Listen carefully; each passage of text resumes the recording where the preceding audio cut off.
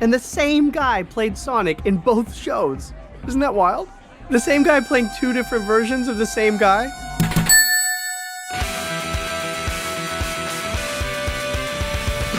Scott Pilgrim is back in an all-new adventure! Scott Pilgrim's social circle is back in an all-new adventure! Scott Pilgrim Takes Off!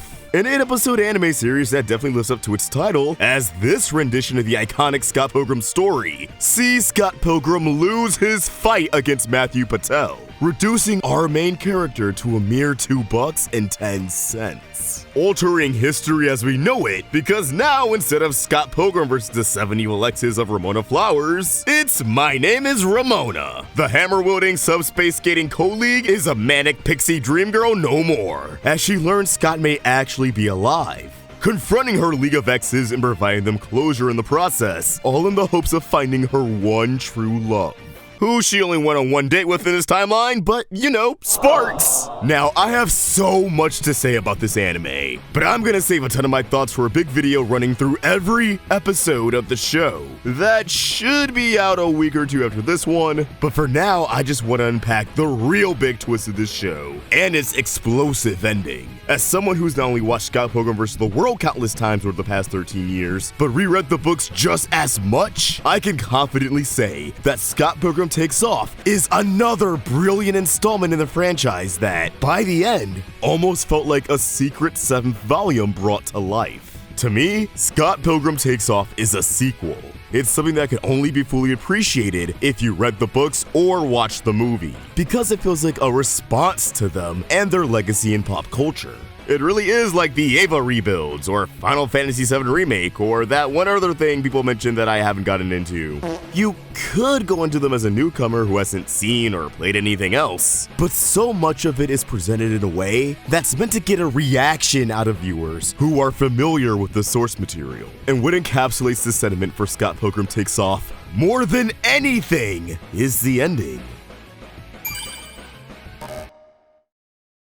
Let's get caught up to speed. Once Ramona confronts her exes, except for the twins, swindled of screen time again, Scott returns to her home and reveals that when he fought Matthew Patel, he was abruptly kidnapped by himself, older Scott Pilgrim.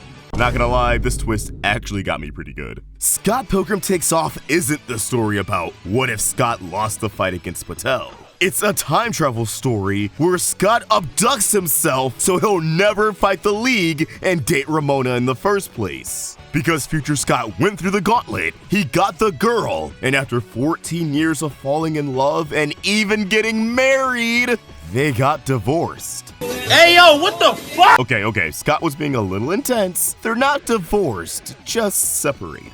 But he's not handling it well at all. And with the help of the twins in Robot 01, kidnaps 23-year-old Scott, warning him to stay away from Ramona. But when that, and his epic Ava reference in the form of anti-kiss fields, fail to keep Scott and Ramona apart, older Scott locks himself in his house for 10 years, training so he could trap everyone in subspace and take them all out. And it's at this point I'd like to ask a question on everyone's mind. Is older Scott meant to be Scott from the books? I mean, aside from the fact social media is already running with this being a fact, there's enough implications that this is the case, right? All of the slides in Scott's anniversary gift to Ramona look identical to the graphic novel, and he straight up has black and white panels from the 6 volumes hanging up in his dojo. Not to mention he's initially from 14 years in the future, which is almost as long as it's been since the release of the final book, Scott Pilgrim's Finest Hour. Does this mean that after everything Comic Scott, or Scott Prime, has been through, he still ends up fumbling the bag and loses the girl of his dreams? Well, officially, from Bryan Lee O'Malley himself, older Scott is not meant to be Scott from the comics. He's just older Scott from the anime. I think the anime timeline is its own thing. It comments on the book and movie, but it isn't meant to replace them. It's just a new iteration that starts at the beginning again. The way I see it, y'all, Anime Scott, prior to time travel, was on track to live on a timeline identical to the graphic novels, but with one major change that's kind of reminiscent to the movie. He never faced NEGA Scott. The nigga rendition? In the books, NEGA SCOTT is the embodiment of all of Scott's flaws and past mistakes that he actively represses, manifesting after Scott contracts the glow, which is a big lore thing I'm not going to explain in this video, but it was replaced with Gideon's chip in the movie, although Gideon uses it in the big fight here. Scott finally faces off against NEGA SCOTT in Volume 6, during a rough patch with him and Ramona, where she goes missing for an unspecified amount of time. Scott believes defeating NEGA SCOTT will help him get over Ramona for good, but Kim asserts that if Scott doesn't learn from his past mistakes, he's doomed to repeat them. This, coupled with a flurry of Ramona-centric memories, gives Scott the push he needs to accept his mistakes, absorbing NEGA SCOTT into his body and recovering his repressed memories. In the movie, NEGA SCOTT is Gideon's post-mortem backup plan,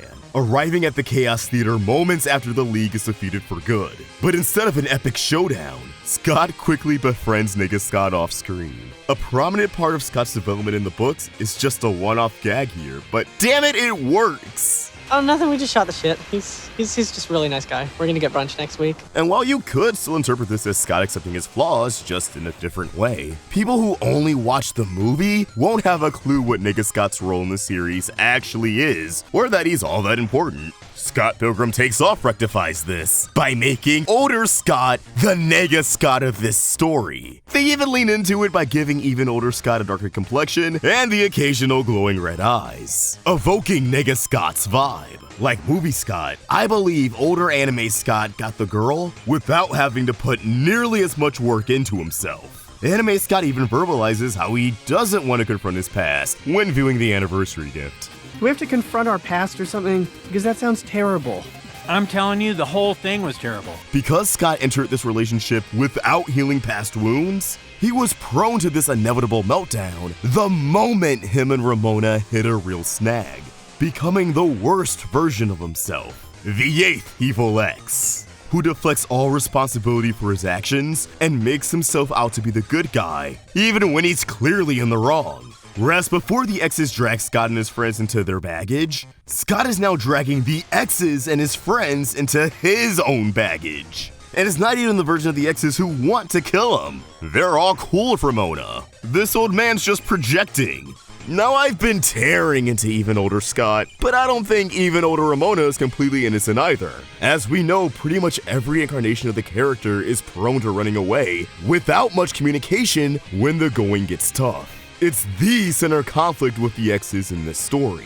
I imagine their separation went down like the end of Volume 5, where she quite literally vanishes into thin air right before Scott's eyes, without any indication of where she's going. After all, even older Ramona says she just needed space, which came as a surprise to Scott. He assumed the relationship was over, which says to me that she left without really saying anything, assuming he would figure it out. This may sound familiar to book fanatics, as in that timeline, Scott assumed Ramona went back to Gideon after vanishing, only to learn she just laid low at her dad's for a while. But again, she didn't communicate that at all, so I can't entirely blame Scott for jumping to conclusions, though it still doesn't excuse any of his actions. I've seen a lot of die-hard fans seethe and claim that Takes Off ruined Scott and Ramona's ending in the book, but I think it's actually the exact opposite. Their conflict and resolution here absolutely abides by the original ending.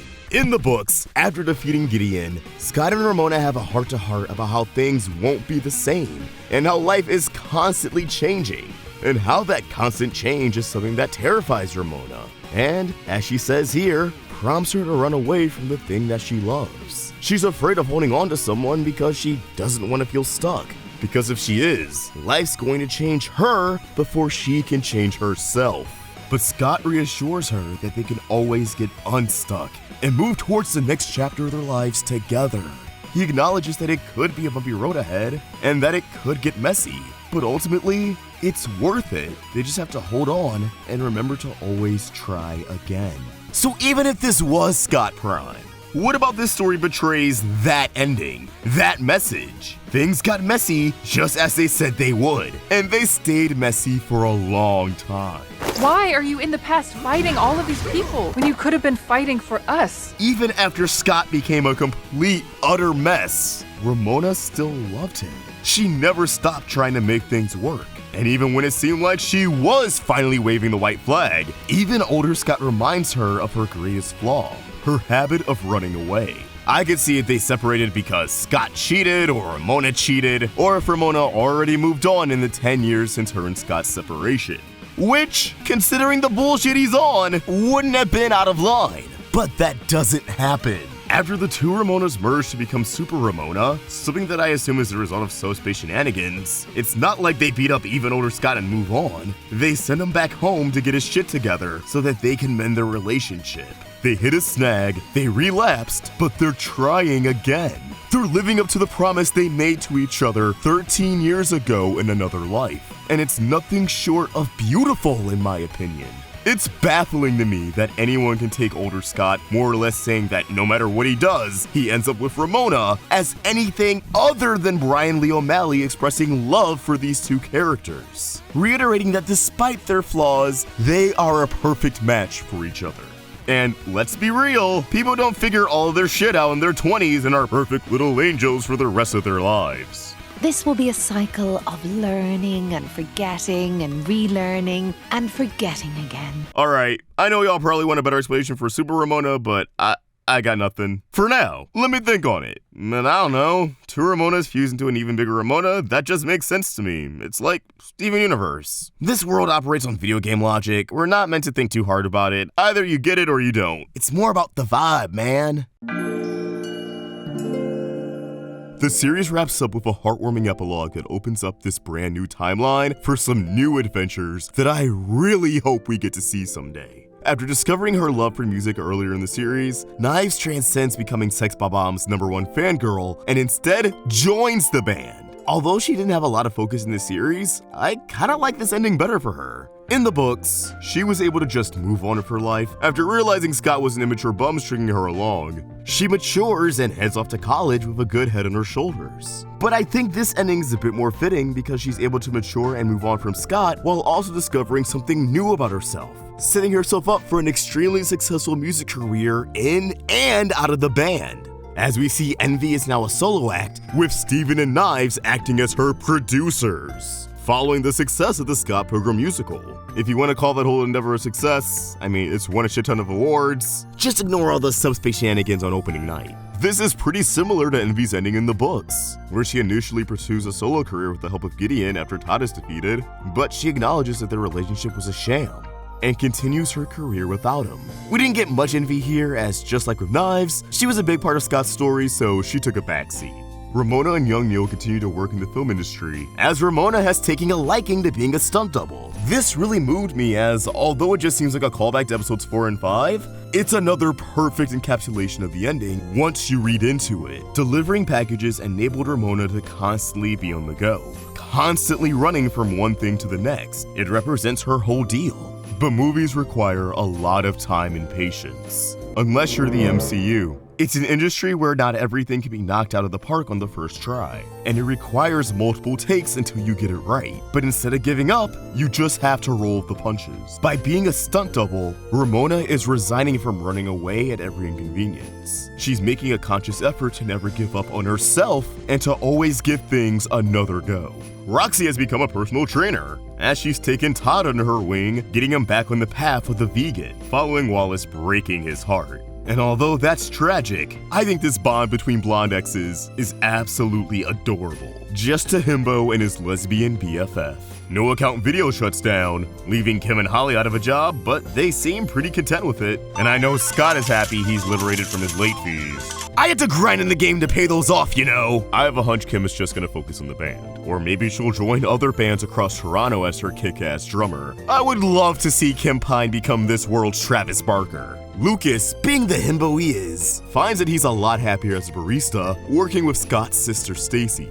He thought he wanted the fame, the spotlight, the admiration, but he's happier just being himself, working a mundane job. I'm sure he'll still get an ego boost from his coworkers and customers though. Bro is beautiful. The twins are seen in the coffee shop reading up on Redemption, setting up their future bromance with Scott. Unlike the other exes, they actually got a decent chunk of development in the book, likely by the virtue of just appearing later in the story once Bryan was a seasoned writer. They didn't have much to do here because, unlike the other exes, there may not have been that much more to learn about them. But I'll save more of my thoughts on the twins for the next video. Meanwhile, Wallace goes to Paris after the movie check clears, ultimately meeting his boyfriend from the comics, Mobile, who may or may not be his husband who works at Nintendo in the future. And evidently, it's the first time Wallace has truly fallen in love.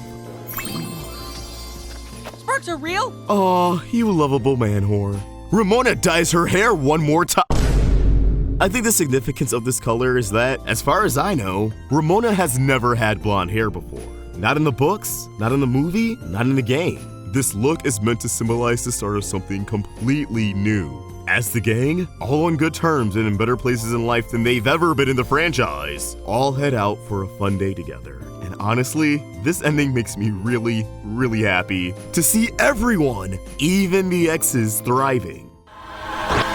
Continue! But what about the post-credits scene with Gordon, Goose, and Julie? Does this mean we're getting a season 2? Well, since Julie hates Scott and didn't want him to date Ramona at all, I'd personally love to see her and Gordon create a league of unfinished business for Scott to deal with, in the hopes of Ramona seeing the bad in him and ruining the relationship. I think that'd be a great way to build upon this retelling while fleshing out Scott's arc. But sadly, I'll have to be the bearer of bad news and confirm that, as of right now, there are no plans for a season 2. According to series creator Bryan Lee O'Malley and showrunner Ben David Grabinski, it's self-contained for now. We loved what we did. We put it all in there. We don't have any ideas lying on the floor. We pretty much put them all in. I never say never, but right now, it seems like it would take about 50 different miracles simultaneously for another season to happen. So we'll see. We're not working on it. We have no official ideas. We put everything we had into this. And we think it has a really great ending that we're proud of. I don't make any plans in general. Maybe someday one of us will text each other an idea that's really great for a season 2. But for now, my entire brain and heart is in this thing, and just getting it out into the world. People are always complaining about how shows get canceled after one season. So we hedged our bets immediately and tried to make a self-contained one season. Everything we set up emotionally and thematically in this season has closure. If there was no more TV after November 18th, I'd be fine.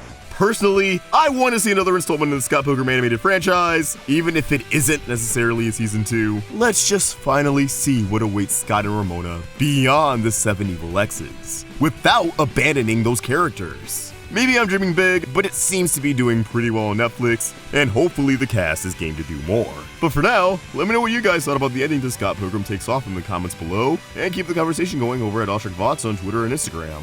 Throw this video a like if you enjoyed it, and I'll see you next time. Peace!